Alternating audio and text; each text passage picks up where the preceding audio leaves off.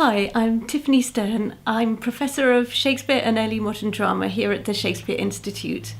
And I'm going to talk a little bit briefly about my past work, and then I'm going to talk about my present work.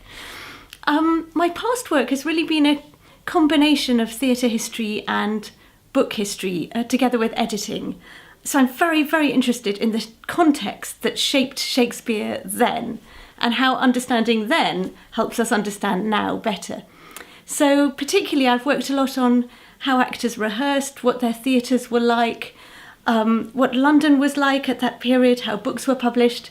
And I've looked at all these practical things, and I've talked about how Shakespeare seems different in the light of understanding those things.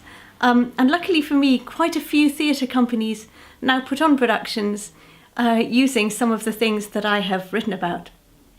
So that's me in the past. Currently, I'm a general editor of two series. One is New Mermaids, which does 16th to 18th century plays. And one is Arden Shakespeare 4. That's the fourth iteration of Arden Shakespeare's. So we're trying to rethink editing, think editing and rethink editing for the 21st century. This involves thinking about how precisely to put Shakespeare into a digital medium, amongst other things.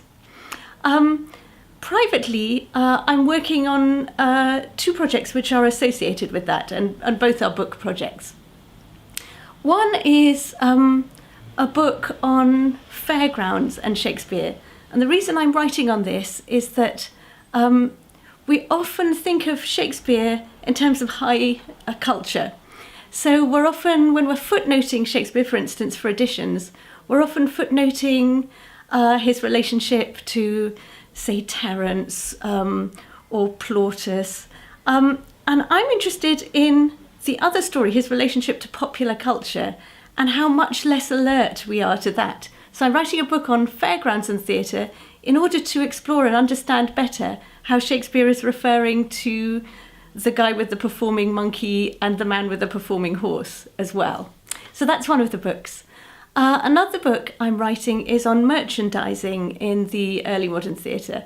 So I'm interested in other literatures that tie in with plays, like ballads and chapbooks, and also ceramic figurines, and additionally bed warming pans, and all sorts of things, literary texts and artefacts that were being sold around and sometimes in the theatre, and that had a very interesting relationship to the plays they were mementos of, or they were co-advertising.